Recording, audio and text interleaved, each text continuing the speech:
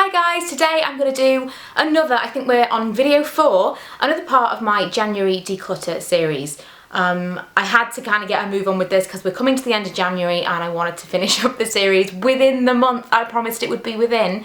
And I have been kind of doing more behind the scenes whilst I've not been filming it. I have got rid of so much more stuff from my bedroom and my makeup, and I'll be doing some kind of wardrobe tour and kind of organisation and stuff next month, as well as a look around my new storage and makeup collection because it's way condensed compared to what it used to look like. I'm just trying to get, it's a little bit at a time. That's the whole premise behind these videos, is not to go into it and be like, right, that's it. It's nice to be brutal, but at the same time it's very difficult to get out of that habit of hoarding, which I've definitely been in for a really long time. So today, which has been much requested, I'm going to get into the kids' toys. They're all over the house. The main area I'm going to tackle is this corner here. This entire room is actually split between the kids' toys, which you'll be able to see perhaps down there. We've also got my desk stuff back here. And so we have to be quite economical with the space, because what used to be 2 separate rooms in our old house is now 1 room about half the size of both of those. So we've even got a treadmill in the corner of this room. So this room I'm going to tackle, but I'm going to tackle them as 2 separate rooms still. So the kids' toys coming first, and the next video will be my desk area and just what to do with this.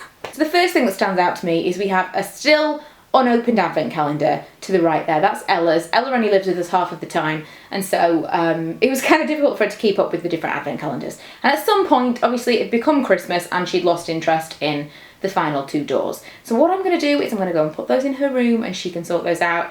That doesn't really need to be here right now. So that's gone. That's step 1.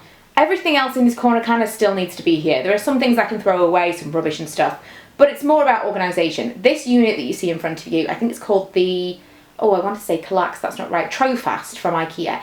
Excellent. One of the easiest pieces of furniture I've ever put together by myself. I would highly recommend it if you're looking for some kids' toy storage or even makeup storage, whatever. This unit was so easy to put together. I mean, even the rails and stuff, obviously the drawers are just moulded. It's just, I cannot express how simple it was. I would build these all day long if you ask me to, and I'd like them all over my house to organise everything. It'd also be really good as storage in the garage. But for toy storage it's great, and I'd seen loads of things of this used on Pinterest as Lego storage. So initially I'd separate everything out into like function or colour.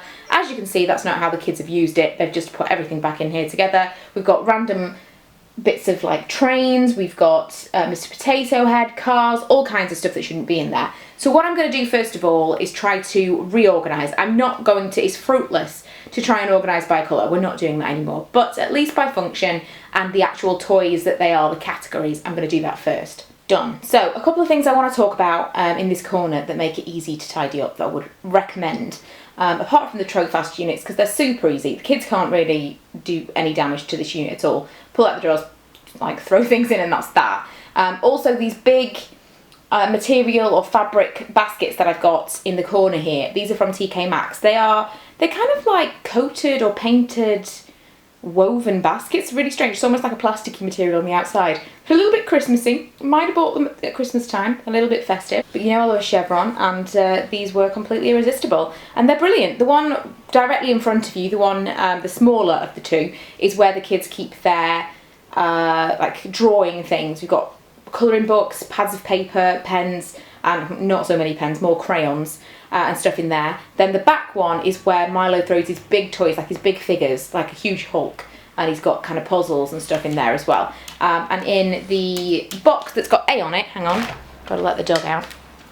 In the box that's got A on it, we've got all of the Mr. Potato Head pieces, which remarkably is the one thing the kids have managed. I mean, these 3 containers the kids have managed to keep quite separate.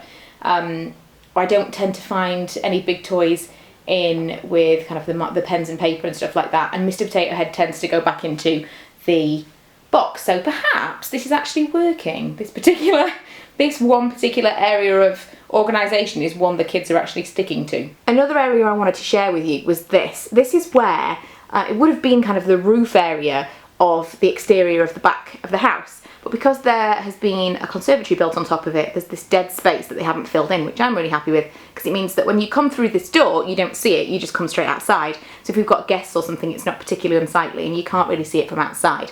But it's a really useful space for storing toys. So big toys like this castle and these mega blocks can be stored up here and not be kind of in the way, and you can bring them down as and when they want to play with them and put them back up there. But what I've been doing is storing toys up there in boxes where the kids can't see them. So I'll go through their toys and I'll decide things that maybe they haven't played with for a while, or that are old, or that have been replaced recently. I'll put them in these boxes where they can't see them, and then I'll wait 6 months. Now, we haven't got 6 months in this house yet, but at the old house I used to do this.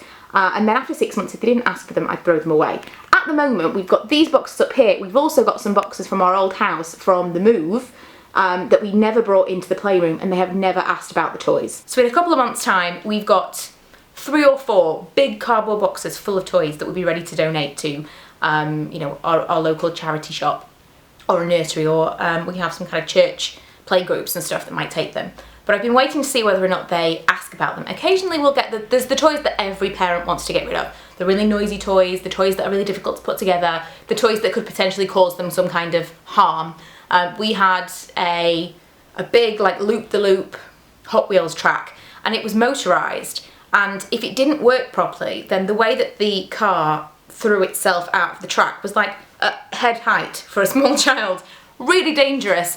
That's in the garage, that's not coming back in no matter how much they ask about it. So occasionally Milo might ask something about a toy that he remembers, and he'll ask, you know, if we left that at the old house, and I'll just try to distract him, and that's that. He's got plenty of toys, Ella's got plenty of stuff to play with. They don't need the stuff that they haven't asked about, and the very, very few things that he has asked about that I'm really not interested in bringing back are going to stay there until we donate them. So that's a really good trick. If you've got kids that are kind of an age where, I've got like something, like a fly or something in front of me. If you've got kids that are of an age where they won't go through their stuff and really honestly, do you use this, like Milo, then that's kind of how we manage to declutter and get rid of old toys when he would absolutely want to hold on to everything. Ella's a little bit better. She would be more than happy for me to go into her room and take things out that she don't need to be used anymore. I'll go and kind of get rid of scrumpled up like pieces of paper and stuff like that.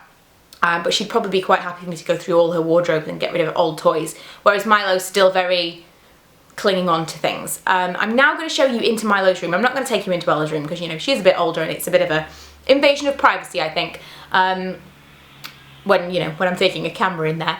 But I'm going to take you into Milo's room and show you how we've organised some of his toys in there as well. The first section, because he wasn't allowed very many toys in his room until very recently, is this. And I created this thing. It's like a shelving unit, and I created it from some, I forget the name of them, I'll try to remember and link it below, but it was spice racks from IKEA, and you could buy, it was like these things here, and then it had something across it, like a wooden part across it that you could put in there to keep the spice racks on, and then you could attach it to the wall. Basically, I made that and I glued them all together to make a shelving unit. It's not fantastic, they don't stay on all that well, but it kind of fit his cars perfectly, and I think that if I'd been slightly better at making it, it would have worked out really well, and it wasn't expensive at all. So that's the first thing he's got there. Then he's just got some toys either side. That's his like little area where he can keep most of his toys that he wants to play with in his bedroom. Then he's also got this little race car thing that he got at some point for a present, and below that he's got his drawers with most of his clothes in there. Then he's got a little chair down here. This is actually a miniature chair that was, I think it was supposed to be like a model in a furniture place. I think it was for my brother, who's 25 now, so probably talking 20 years old, and it was in the window, and one of our relatives asked if they could buy it, and they bought it for my brother. So now Milo has it, and it houses his soft toys. This shelving unit is a new addition, and I kind of feel like it's too much for his room, but we're leaving it here for now, because it's kind of making its way outside of the house to see whether or not we can fit it and use it anywhere before we throw it away. It's just a Billy bookcase that was like one too many for the house, basically. But they're really, really useful. They can be used in so many different ways. This particular one, I took the backing off it so that I could slot it further back because of the radiator. So this is fit right to the back of the wall and around the radiator, almost like it's built in, which I really like. And I thought we were going to put toys on here, and he decided to put his hats and his shoes and things on. So that's all him. That's how he's decided to arrange that. And obviously we've not got a lot of usable space down here, but right at the bottom, he's got some of his favourite books at the moment and his little suitcase, which he uses for trips to Grandma's house. Another recent addition is this desk, which is the IKEA desk that I used to use downstairs. So he's got a little drawing space now if he wants to sit and draw, which he does quite often. And in the corner there, we have a, what would we call it? It's like a hat storage system. It used to work really well where we used to live, and now they just don't stay on all that well. So I don't know. I feel like we need a new way of storing his baseball caps. And the last area I want to show you is quite a new way of storing something that we're quite enjoying. These drawers have been, gosh, I think that they were I got them for my birthday. I feel like maybe I was 16, maybe. So this is some time ago. This is like 14 years ago. I got these drawers, solid wood, really fantastic quality drawers, and I won't let go of them, which is killing Lee because I just move them from room to room wherever we move to.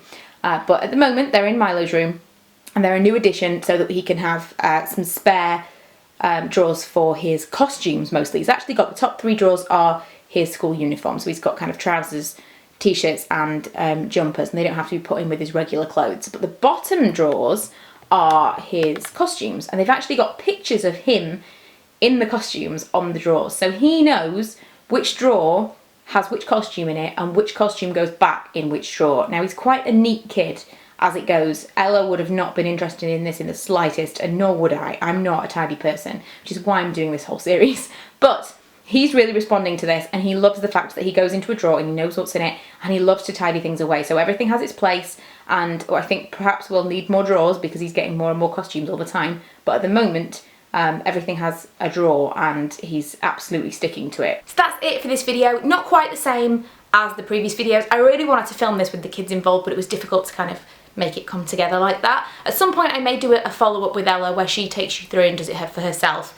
But I thought I would give you the tips for how I declutter the children's toys, because you don't always have to get the kids involved. You know what they play with and what they don't play with. You know what's just taking up space. And I don't think you should go ahead and like donate it straight away or get rid of it.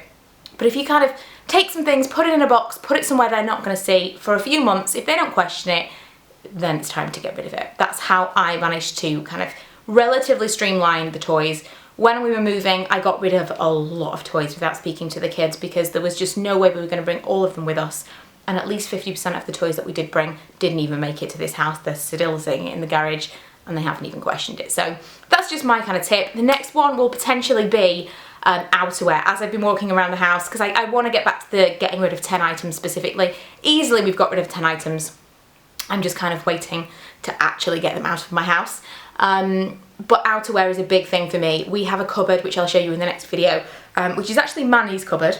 But we have a cupboard under our stairs, and it's just overflowing. And if I can get that sorted before Lee comes home today, he will be very, very pleased, let's just say. I'll be his favourite person. It's just living with less. It's freeing. Hopefully you're enjoying it. I am definitely enjoying getting rid of some stuff out of my house. Lee's not so much enjoying the trips to the tip on my behalf.